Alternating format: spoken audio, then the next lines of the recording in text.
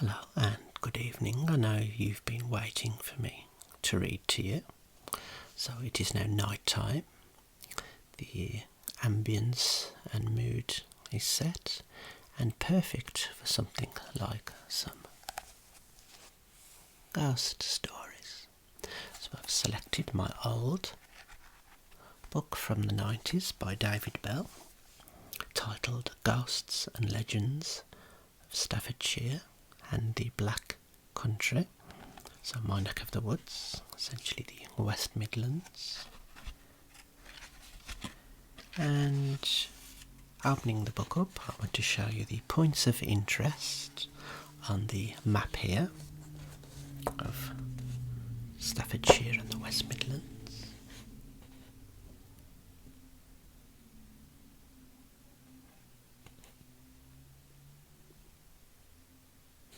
Okay, you can see the points of interest there, and the surrounding counties to the west and the east. Now, I'm going to select some particular locations from the West Midlands that I'm particularly fond of, whether it's living there in the past or visiting, but of interest.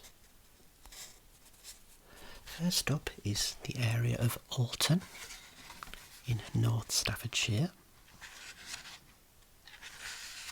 and this story is called The Ghost in the Ladies' Loo.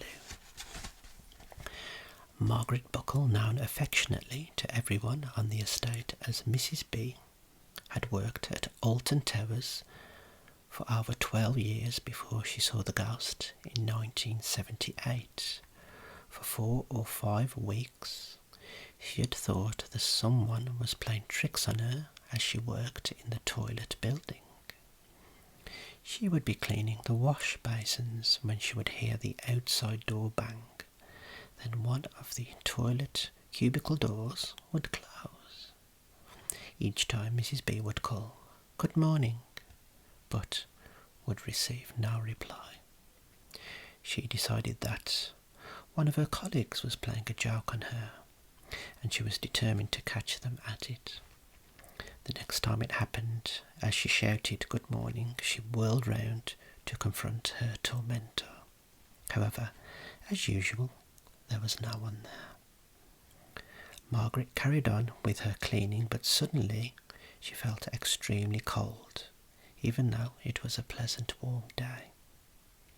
She turned again, and there before her she saw a black figure wearing a black cloak, a floppy big-brimmed black hat, and pointed toe boots with small black buttons up the side.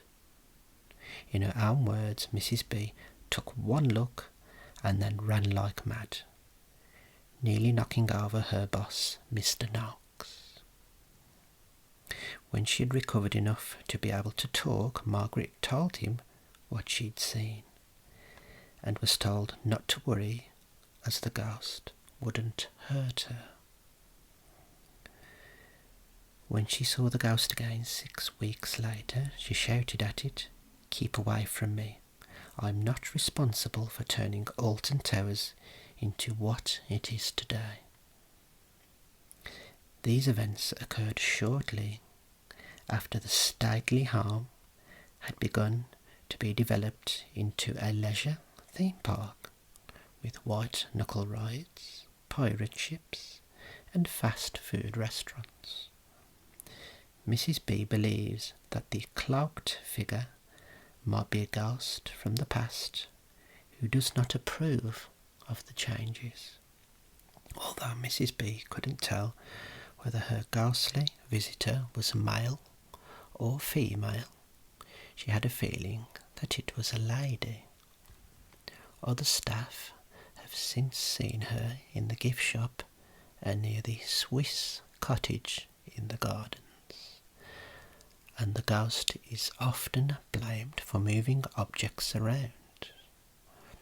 Visitors to Alton Towers have seen her by the moat, and some have even felt an invisible hand trying to push them off the low wall that borders the moat. One theory is that she's the ghost of a young woman of high birth who was planning to run away with a young man of whom her family did not approve.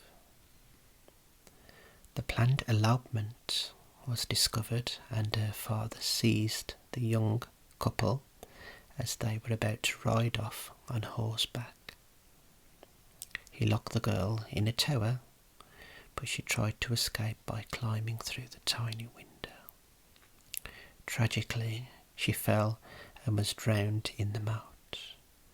Most of the staff believe that she's the lady who appears dressed in her 19th century riding clothes, just as she was on the night of her failed elopement. So that's one tale from Alton. Let's find another area of interest for you. Okay, an area very close to me and where some of my family is from is BILSTON. So we have a couple of tales from BILSTON. The first one is called On the Other Hand. And this is a very old tale. In 1780, the coal miners of BILSTON were being terrorised by an evil spirit which haunted their pit, and they decided to seek the help of White Rabbit, a well-known local male white witch. He cast a spell to protect the men and advised them to exorcise the spirit at midnight.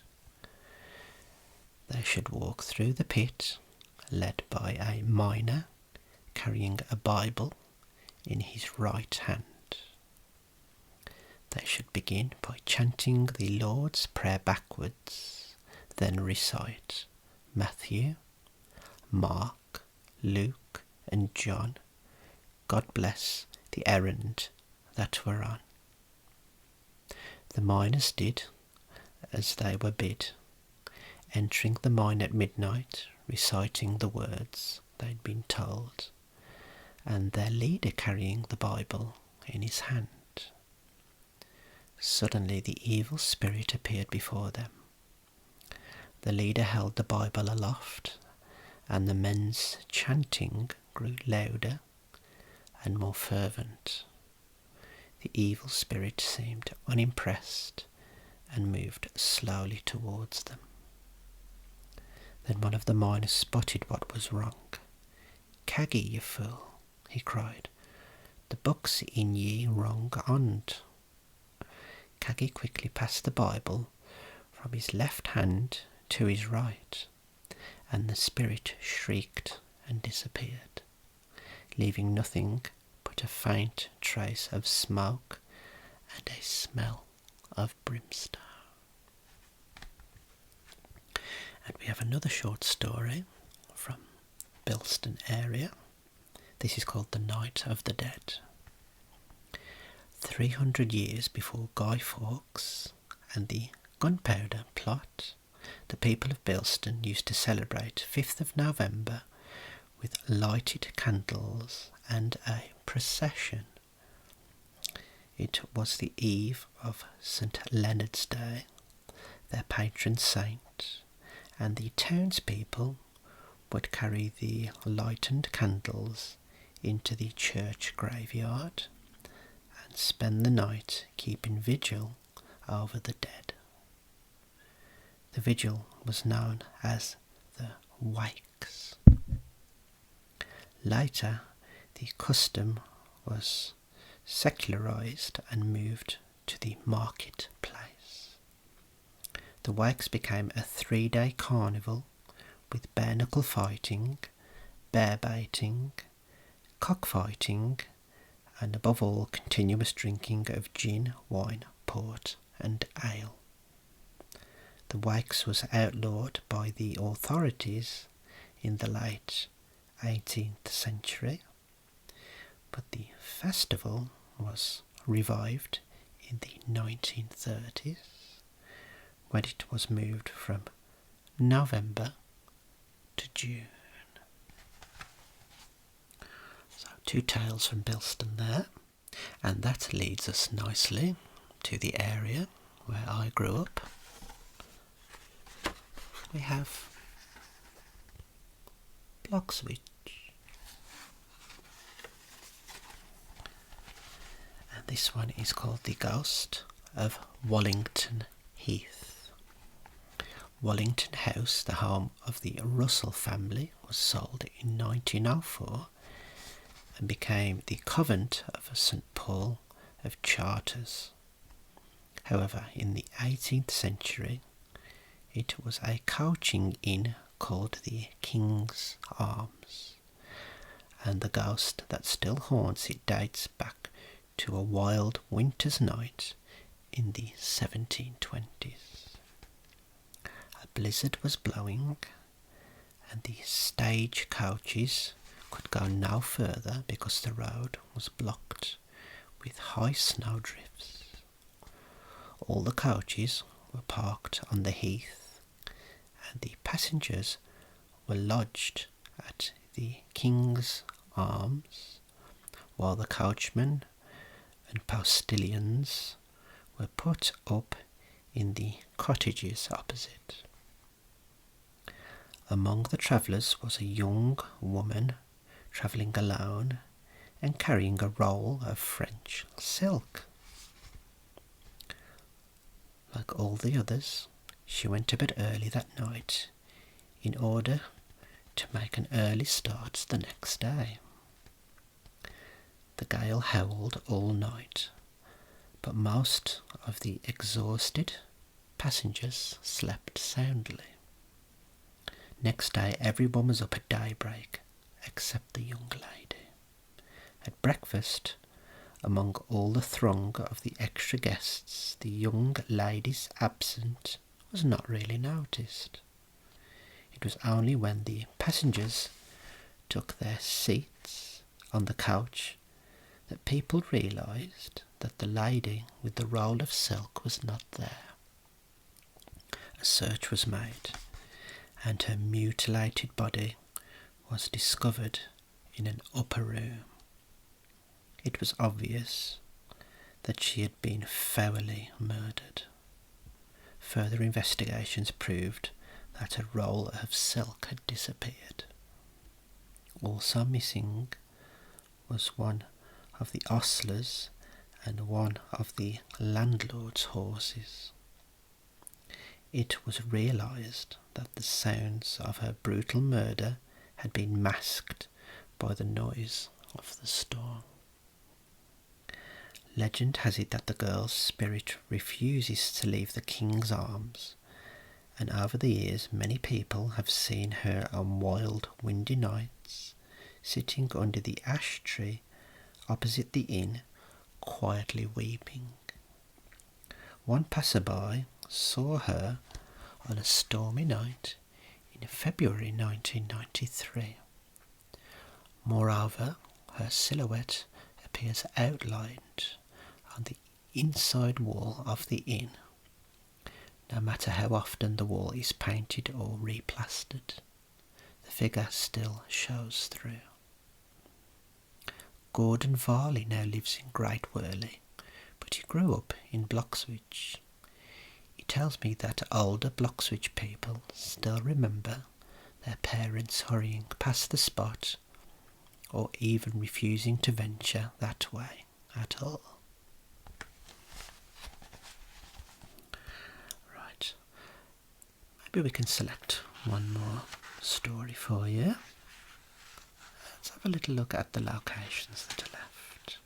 Quite a few from Stoke. We have Blurton and Cheadle,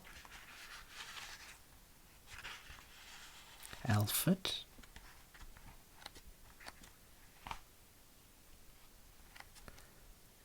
let's see if we can head to another area of interest. place where I used to live to a few years ago, we have Rugeley there. It's Rugeley.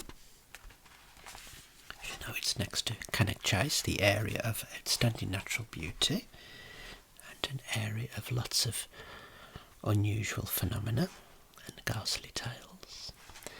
So this story from Rugeley is called The Ghost at Brindley's Bank. The ghost seen by two Rugeley women in 1939 was a blood-curdling sight. It was a summer evening and they were by the canal at the spot known as the Bloody Steps, close to Brindley's Bank. Hearing a wailing cry, they looked up and there he was. His feet were hidden in a foggy vapour, but the rest of him was plainly visible. His clothes were black and white, and he was wearing knickerbockers. As they watched, he glided across the grass in front of them and disappeared through the railings of the waterworks. The name of the Bloody Steps dates back to 1839 and the tragic murder of Christina Collins. She was a young married woman travelling from Liverpool to London to be with her husband, Robert, who had obtained employment there. Her mode of travel was by barge on the Trent and Mersey Canal. But she was first molested and then brutally murdered by the drunken crew, two of whom were hanged for the crime, and the third sentenced to transportation. The three men, James Owen, George Thomas, and William Ellis, threw Christina's body into the canal, where it was discovered on the 17th of June, 1839.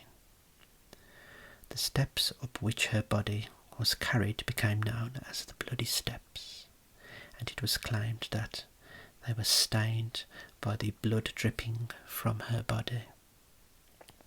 Christina Collins's body was buried in Rugeley churchyard, and the tragic facts are recorded on her tombstone. It was to this grave that the two women made their way in 1939, following their terrifying experience by the canal.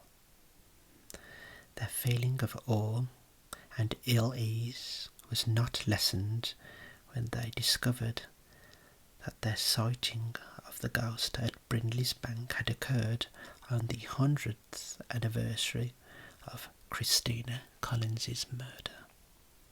But who was the ghost? After some research and a great deal of deliberation, they thought that it was likely to be that of Robert Collins, Christina's husband. The young newlyweds were known to have been deeply in love, and Christina was overheard by witnesses to cry out for him just before she was murdered. It may be that the desolate ghost of a Robert Collins still haunts the scene of his wife's untimely death. John Godwin, a local writer, has written a great deal about the murder. A few years ago, he was approached by thriller writer Colin Dexter, who asked John if he would have any objections to him borrowing and adapting the story to form the plot of an Inspector Morse novel. John had no problem with this, and the novel was published as The Wench is Dead. The story is basically the same, but the location transferred to Oxford. The book was made into a full-length television film in 1994 with John Thor again playing the role of Inspector Morse. So I think that's enough tales for tonight. I don't want to give you too many nightmares.